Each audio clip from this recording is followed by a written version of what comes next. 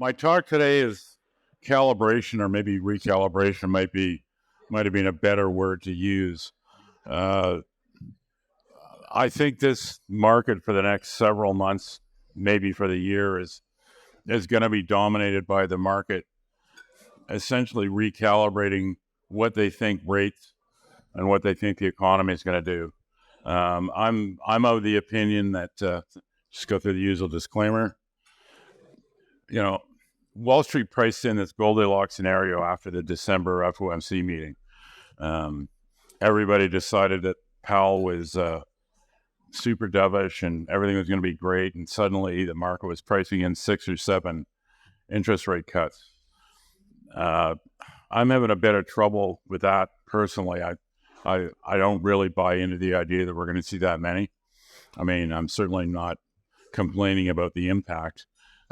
The drop in yields through Q4 and particularly in December put a fire under the market, and it really put a fire under the gold market, because of course gold is prices tend to be dominated by real rates. So the more cutting they do, the lower the real rates go, and probably you would see the dollar come off a bit. So those are both good for gold, but I'm having trouble buying into the Goldilocks scenario, and that's why I'm talking about recalibration, because as things stand right now with the combination of macro data and the way the markets are trading, I don't see why the Fed would cut 6 or 7 times.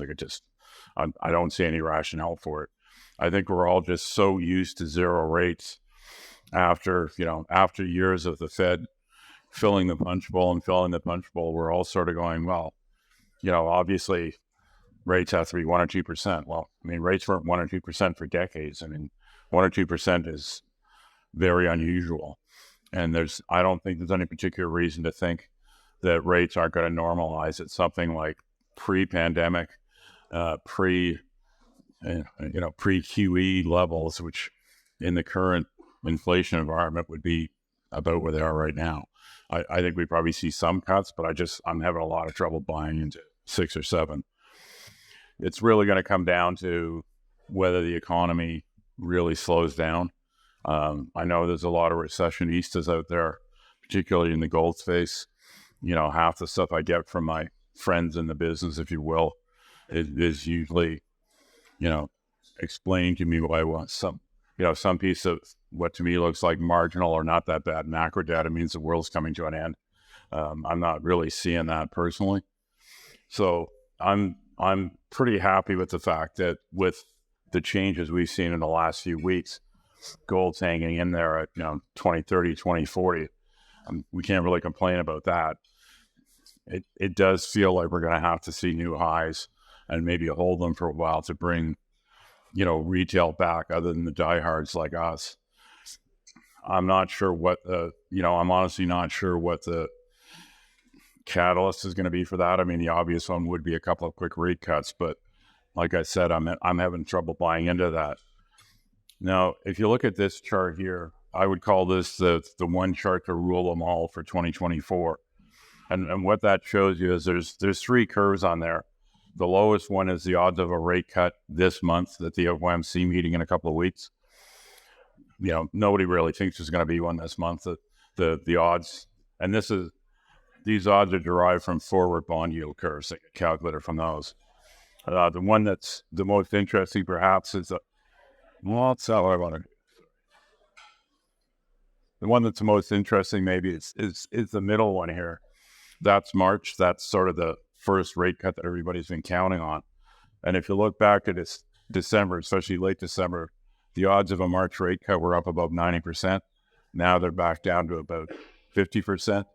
They're bouncing around here, but the market's definitely starting to lose some faith that we're going to see cuts in a first cut in March. It's still quite high for May, and yeah, I mean, if the Fed's going to do some rate cuts this year, I'd be surprised if they don't start by May. I'm a little skeptical about March myself, so I'm not surprised to see it drop. Now, if you look at the gold chart, you'd probably be unsurprised to know there's the dovish Fed meeting. It bounced. I've got 2 mics going here, but the top is sort of late December. That's basically right where you saw that 90% plus odds of a March rate cut. That's where it topped out. It's been pulling back since then. I'm not seeing a lot in the current data that makes me that confident we're going to see one in March.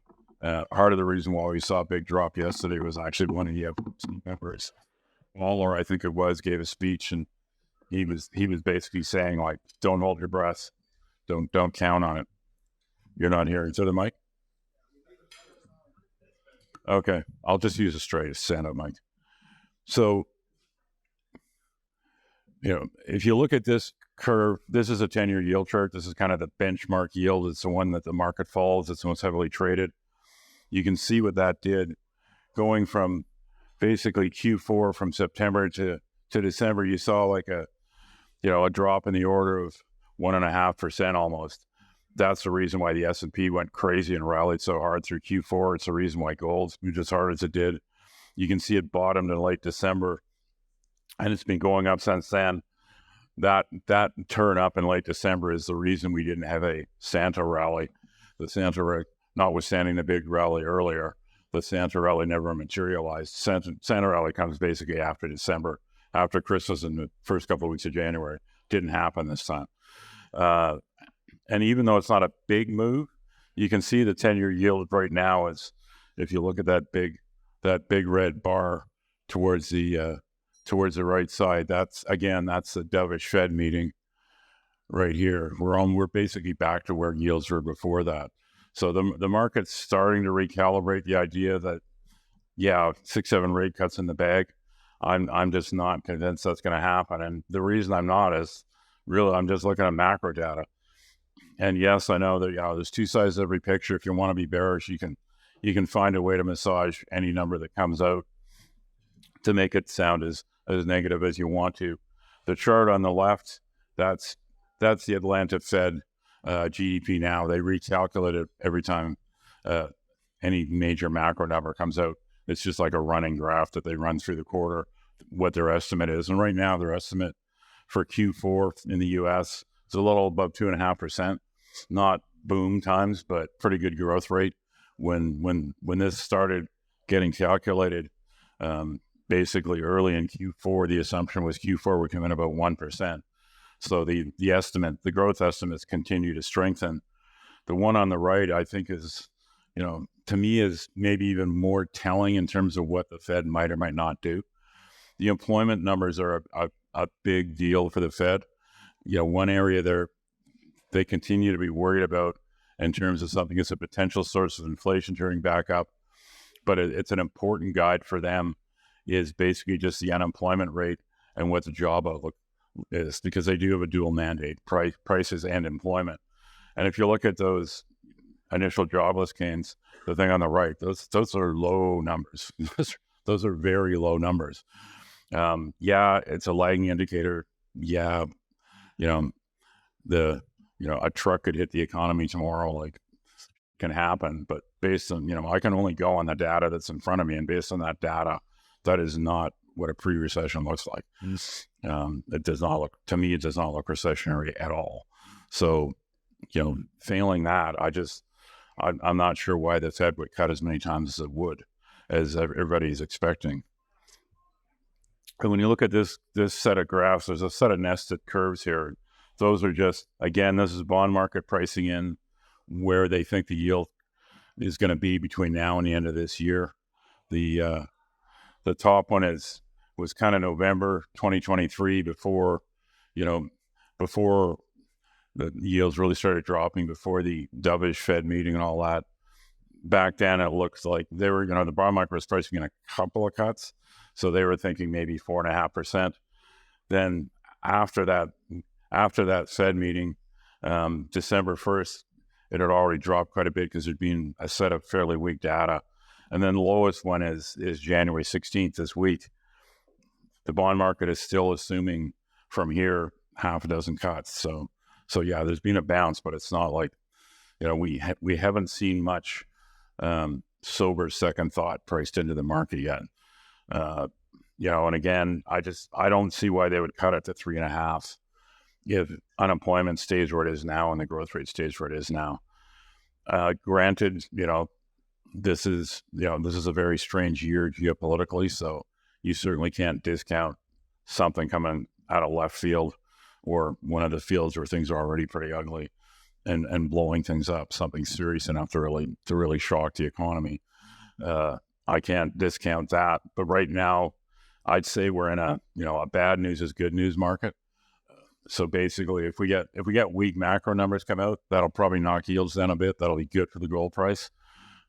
Basically, if you're a gold bug, or for that matter, a Wall Street equity bug, you want to see shitty economic macro numbers. That's really what you want. You want to see some sign that things are slowing enough that the Fed is going to get cautious and start cutting.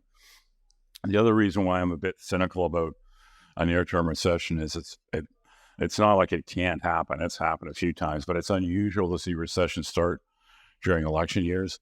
I mean, the economy tends to be a bit stronger. You got politicians running around promising this, that, and the other thing, and people are just hearing how much money is going to get thrown at them. So they tend to be pretty positive during election years. Plus, the U.S. is running $2 trillion deficits.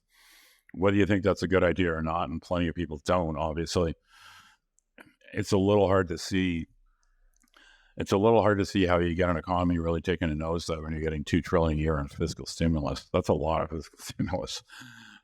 It's going to take something unusual, I think, to generate a near-term recession. So I'm being a bit careful about, although I can see a couple of things that, and I'll get to a little more at the end, that can help the gold price. I'm being a little bit careful here just because I'm simply not as optimistic as Wall Street seems to be about how many rate cuts we're going to see. Base metals, of course, are pro-cyclical, so they're on the other side. They're a good news is good news, bad news is bad news side of the metal market. So if we do actually pull off this Goldilocks scenario with no recession, decent growth and lower yields, that's going to be probably just as good for base metals as it is for gold. Copper, of course, it's still range bound, but copper is an interesting one because it really wasn't that long ago where the estimates for this year were 2 or 3 or even 400,000 ton surpluses. That shifted to a 300. Latest estimates I've seen estimated 300,000 ton supply deficit. That's how fast the copper market can swing, and it's basically it's thanks to Cobra Panama. Obviously, it's thanks there's a couple problems in a couple of places in Chile. There's been slowdowns in Peru. I mean, it's always something. I mean, I don't think I have to tell any of you guys that the mining sector is the galactic center of Murphy's Law, and it just seems like something always happens. And I buy into the longer term concept of greening and electrification of the economy. I don't personally think it's going to happen quite as fast as some of the optimists, but I don't really think it needs to. Even if you're at sort of the lower end of the growth and demand band that we should get out of electrification over the next 10 years, that's going to be almost impossible for the mining sector to do. Like it's really hard to grow metal to supply by 4 or 5% a year, like really, really, really hard. If you go back for the last 50 years, there's very few years where that happened. It's just very hard to do. So I think supply deficits are baked into the cake later this decade. So I'm not that worried about base metals, and I like copper a lot. Obviously if there is a recession, sure, copper will get knocked back a bit. But to me, that would be a near-term thing, and a recessionary base metal environment would be a buying opportunity for me, not a selling opportunity, because I'm still very much on side with the longer-term bullish story for base metals, especially copper. So just to kind of sum it up, keep it brief, I'm happy with the way gold traded, given the headwinds we've seen the last month or so. It could have been a lot worse. I'm not unhappy at all to see it hanging in above 2,000 and trading around 2040 today. Wall Street really hasn't changed its story and hasn't changed its narrative. It's still pricing in, 6 or 7 rate cuts even after the move in the last month or so. I'm not convinced we're going to see that, but it would come down to either inflation just going to zero, which I don't personally think is going to happen. I think we're into the hard part now. The easy part of the inflation reductions happening. I think from here on out, seeing a drop from here is going to be difficult. And I wouldn't be that shocked to actually see it lift a little bit. Nothing major, but I wouldn't be surprised to see it going up instead of down, but just a little bit. Really, I don't, I guess the biggest Wall Street risk, if you want to call it that, is too much bullishness. I mean, whenever everybody's on the same side of the trade, and they sure seem to be lately, Wall Street's bullish as hell. That's usually when something goes sideways and the market gets slapped upside the head. So, and I'm not saying I see an obvious catalyst, but it's just the level of bullishness is high enough that at least a correction here in the next little while wouldn't be a big shocker, just because no one expects it.